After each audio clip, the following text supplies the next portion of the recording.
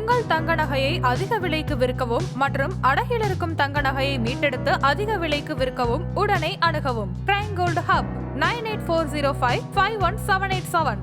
தெய்வத்தின் அருள் இப்போது உங்கள் கையில். 100% தூய்மையான சில்வர் காயின் உங்கள் இஷ்ட தெய்வத்தின் அழகான உருவத்துடன் உடனே ஆர்டர் செய்ய நிபுராவை அணுகுங்கள். வெள்ளைக்கொம்பன் விநாயகனது பேரொரு கருணையினாலே ஒரு 100 வருடங்களுக்கு முன்னால் அப்படியே காலத்தை டைம் மிஷின் கொச்சு பின்னோக்கி போங்க. மைசூர் மகாராஜா அரண்மனை. அங்கே ஒரு சமையல் பணியிலே ஒரு சகோதரர் இருக்கிறார். அர்த்தநாரி அப்படின்னு பேர். அவ்வப்போது அவருக்கு வயிற்று வலி வந்துடும். இப்போது ஒரு செஃப்பாக இருக்கிறவங்க அவங்களுக்கே வயிற்று வலி வந்தால் சொல்ல முடியுமா? உடனே எல்லாரும் என்ன நினைப்பாங்க, இவருக்கே சமைக்க தெரியல போல இருக்கு அப்படின்னு நினச்சிப்பாங்க. அதனால சொல்லவும் முடியாது. வீட்டிலோ மனைவிக்கும் அவ்வப்போது உடல் நலம் சரியில்லை. குழந்தைகளும் சற்று உடல் நலம் தடுமாறிக்கொண்டே இருக்கிறது. எப்போ பார்த்தாலும் சிரமம். 1ஆம் தேதி வந்துட்டாலே அப்போ எல்லாம் பட்ஜெட்டு தாக்குது. எங்கேயா போகிறது? அந்த காலத்தில் இஎம்ஐயும் இருந்திருக்காது. எக்ஸ்ட்ரா மென்டல் இல்னஸ் அதுவும் இல்லை. கிரெடிட் கார்டும் கிடையாது. என்ன செலவுக்கு செய்யறதுன்னு திண்டாட்டம். காலம் செல்கிறது. திடீர்னு அந்த காலத்துலலாம் கொள்ளை நோயின்னு வாங்க. நோய் வந்துச்சுன்னா எல்லாருக்கும் வந்துடும். ஏன்னா இப்போ இருக்கிற அளவுக்கு மெடிசன் சிஸ்டம்லாம் வளரலையே. அப்போ என்ன ஆகுது? அதில் அவருடைய மனைவியும் குழந்தைகளும் மாண்டு விடுகிறார்கள். அவருக்கு வாழ்க்கையே வெறுத்துருது. ஒரு பக்கம் அவருக்கு வயிற்று வலி, கையில் இருக்கிற காசு பத்த மாட்டேனுது. குழந்தைகளும் மனைவியும் மாண்டு விட்டனர். அப்படியே கண்ணீர் விடுகிறார். ஐயனே அப்பனேன்னு கண்ணீர் விடுகிறார். அப்போ அங்கே ஒருத்தர் வருகிறார். கிணடத்திலே கேட்கிறார், அப்பா நீ பழனிக்கு போயிருக்கியா அப்படின்னார். அப்போதான் பழனியை பற்றி கேட்கிறார். படிக்கலையோ பழனி திருநாமம் அப்படின்வான். எப்போ பழனின்னு ஒரு வார்த்தையை கேட்டுட்டீங்களோ அன்னைக்கே உங்கள் வாழ்க்கையில் நல்ல நேரம் துவங்கிடுச்சு அப்படின்னு அர்த்தம். 6 முகம்னு 6 தடவை சொல்லி பழனியை நினைச்சிட்டாலே அவன் பல வினைகளை நீக்கி விடுவான், பல வினைகளை நீக்கி விடுவான். வாழ்க்கையிலே ஏற்றம், மாற்றம், முன்னேற்றத்தை தந்து விடுவான். அவனுடைய கையில் இருக்கக்கூடிய வேல் இருக்கிறதே, உங்களுக்கு வேலையும் தரும், உங்கள் வேதனையும் தீரும், வாழ்க்கையிலே நாளும் முன்னேற்றம் வந்துடும். அப்பேற்பட்ட பழனி பெயரை கேட்டு விட்டார். அந்த தண்டாயுதபாணியின் பெயரை கேட்டு விட்டார். போகரும் புலிப்பாணியும் கோரக்கனும் போற்றி புகழ்ந்த அந்த முருகப்பெருமான் மயில் வாகனன் அதை கேட்ட உடனே உள்ளம் முருகதையா முருகையா அப்படின்னார். உடனே கிளம்பி விட்டார். எனக்கு இந்த வேலை வேண்டாம், என் சொந்த வேலை வந்து விட்டது, கந்த வேலை தரிசிக்க வேண்டும், இக்கணமே கிளம்புகின்றேன்னு கிளம்பிட்டார். தமிழ் அவருக்கு பேச தெரியாதப்போ கிளம்பி செல்கின்றார். சென்ற உடனே தான் அவரது பூர்வீகமான பவானி எனும் ஊரை தாண்டி செல்கின்றார். இப்போ ஈரோட்டில் பவானின்னு ஒரு ஊர் இருக்கு. ஆமாம், அதுதான் என் பேரும் பவானி ஆனந்து. அங்கே 1870 ஒரு ஏழ்மையான குடும்பம். ஒரு தாய் தந்தை இருக்கிறார்கள். அவர்களுக்கு குழந்தை பேர் இல்லை. எல்லாரும் சொல்றாங்க, பக்கத்துல நாககிரி என்று சொல்லக்கூடிய திருச்செங்கோடு மலை இருக்கு. அந்த மலை மேலே அர்த்தநாரீஸ்வரன் இருக்கிறான், அன்னை பராசக்தி இருக்கிறாள், சென்று வேண்டி வணங்க வேண்டியதான. கேட்டா தரமாட்டானா நம்ம ஈஸ்வரன் அப்படின்னாங்க. ஆமாங்க, கேளுங்க, உங்களுக்கும் தருவான். திருச்செங்கோடு மலைக்கு செல்கிறார்கள். அங்கே மஞ்சள் நிற நவபாஷாணத்தில் செய்யப்பட்டவன், அங்கிருங்கி மகர்ஷி வழிபட்டவன் என் அப்பன் சிவபெருமான் இருக்கிறான். கண்ணீர் மல்க கேட்கிறார்கள், அப்பா குழந்தை வேண்டுமப்பா, குழந்தை வரம் வேண்டுமப்பா. கேட்டால் தரமாட்டானா? வந்ததும் உறங்கிக் கொண்டிருக்கிறார்கள். உடனே அங்கே முருகன் சிரிக்கிறான், என் பக்தன் உன் வீட்டில் வரப்போகிறான், நீ ஏன்பா கவலைப்படுற? அவனுக்கு அர்த்தநாரின்னு பேரவை. அந்த அர்த்தநாரி தான் வளர்ந்து மைசூர் மகாராஜா அரண்மனையில் சமையலை செய்து எல்லாம் இழந்து விட்டோம் என்ற நிலையிலே கலங்கி மீண்டும் பழனி வருகிறார். பழனி வந்ததுமே பழனியிலே அந்த முருகனை பார்த்த கணமே வயிற்று வலி சரியாகி விடுகிறது. அவனை கேட்ட கணமே பிரச்சனையெல்லாம் சரியாயிடும். முருகனை பார்க்க கூட தேவையில்லை. முருகா என்று அழைத்து விட்டால் போதும், அந்த கணமே உங்களுக்கு மாற்றத்தை தர வல்லவன் என் அப்பன் முருகன். அப்போ போய் கேட்கிறான். முருகனை பார்க்கிறார், அந்த தண்டாயுதபாணியை பார்க்கிறார். அந்த சலங்கை ஒலி கேட்கிறது. அங்கே முருகா முருகா முத்துக்குமரா வடிவேலா சண்முகா குஹா கந்தா கடம்பா கார்த்திகேயா சண்முகத்து வாழ் என் அரசே என் அப்பனே செந்திலாண்டவா வேலவா என்று கதறுகிறார். உடனே முருகனை அழைத்து விட்டால் முத்தமிழும் நாவிலே குடிகொண்டு விடும். உடனே வந்துருச்சு தமிழ். தமிழ் மீது ஆர்வம் வருகிறது. தமிழ் பேசத் துவங்குகிறார். தமிழ் இவரை பேச வைக்கிறது தமிழ். அப்போ நாவிலே சரஸ்வதி நர்த்துணையாக அங்கே எடுப்பது என்ன?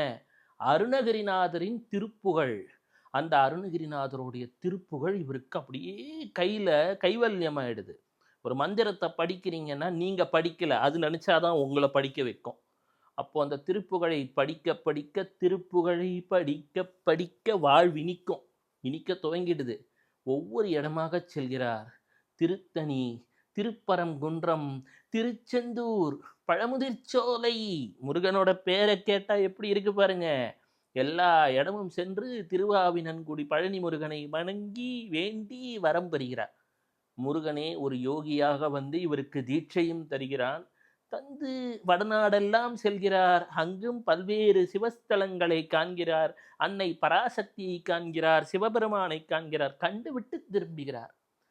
திரும்பியதுமே திருவண்ணாமலைக்கு வருகிறார்.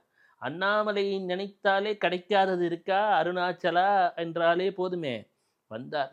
வந்ததும் ரமணரை வேண்டி வணங்கினார். அந்த ரமணர் சொல்கின்றார், அப்பனே உனக்கு வேறொரு பணி காத்து கிடக்கிறது என்று இவரை அனுப்புகிறார். நாம ரமணரை குருவா எடுத்துக்கணும்னு வந்தோமே, இந்த ரமணர் நமக்கு கருணையை காட்ட மாட்டேன் என்கிறாரே என்ற மனதிலே வருந்தி கொண்டிருக்கிறார். வெளியிலே சேஷாத்ரி சுவாமிகள் நிற்கிறார். சேஷாத்ரி சுவாமிகள் திருப்புகழை பாடச் சொல்கிறார். திருப்புகழிலே இருக்கக்கூடிய நன்மையை எடுத்துரைக்கிறார். நீ வள்ளிமலைக்கு செல் என்கின்றார்.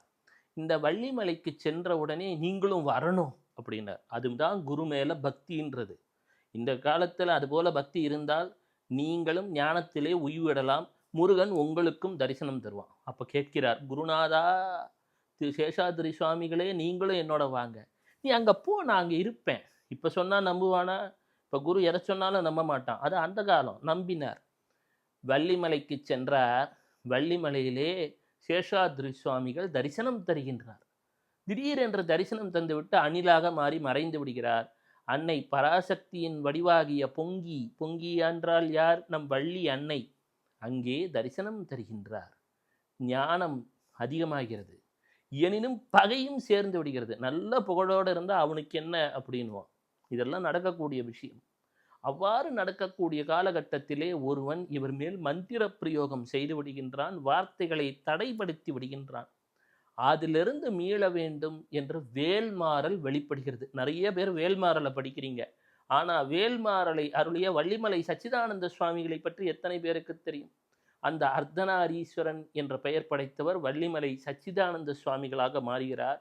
வேல்மாறல் மந்திரத்தை வெளிப்படுத்துகிறார். அந்த மந்திர கட்டுக்கள் விடுபடுகிறது.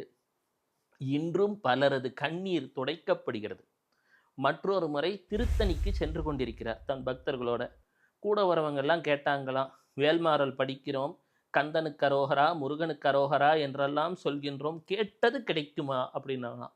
முருகன் பெயரை சொன்னால் கேட்டது கட்டாயம் கிடைக்கும் என்றார். திருத்தணி நீங்கள் 100 வருஷம் முன்னாடி ரீவைண்ட் பண்ணி பாருங்கள், எவ்வளோ காடாக இருந்திருக்கும். இப்போவே அது கொஞ்சம் இதாக அவுட்டர் தான். சென்று கொண்டிருக்கும் பொழுது உடனே ஒருத்தர் விளையாட்டாக சொன்னாராம், கந்தனுக்கு அரோகரா முருகனுக்கு அரோகரான்ட்டு டீ காஃபி கிடைக்குமா அரோகரான்னாராம். திடீர்னு திரும்பி பார்க்குறார், அங்கே டீ காஃபி எல்லாம் வந்திருக்கு இட்லி தோசையோட. ஆனால் வைத்தவர் யார் என்று தெரியவில்லை, மறைந்து விட்டார். உடனே சொன்னாராம், முருகனது பெயரை வைத்து முக்தியை கேட்டிருந்தாலே தந்திருப்பானே, நீ வெறும் டீ காஃபியை கேட்டால் அதை தருவதா பெரிய விஷயம்? அப்போ இந்த கதையை கேட்டுட்டு இருக்கீங்கல்ல, உங்கள் வாழ்க்கையில் எத்தனை பிரச்சனை இருக்கும், எத்தனை கண்ணீர் இருக்கும், அத்தனையும் துடைப்பது அவனுக்கு என்ன பெரிய விஷயமா? சாதாரண ஒரு செயல். முருகா முத்துக்குமரா வடிவேலா சண்முகா குஹா கந்தா கடம்பா கார்த்திகேயா சண்முகத்து வாழ் அரசே என் அப்பனே என் ஐயனே என் துரையே என்று மனதார வேண்டத் துவங்குங்கள். வள்ளிமலை சச்சிதானந்த சுவாமிகளே, எங்களுக்கும் முருகனை அருளச் சொல்லுங்கள். அந்த மந்திரமயில் வைத்திருப்பவன், வேதமயில் வைத்திருப்பவன், அசுரமயில் வைத்திருப்பவன், வாசுகிக்கு அருளியவன் எங்களுக்கு அருள மாட்டானா? உங்களுக்கு அருள மாட்டானா?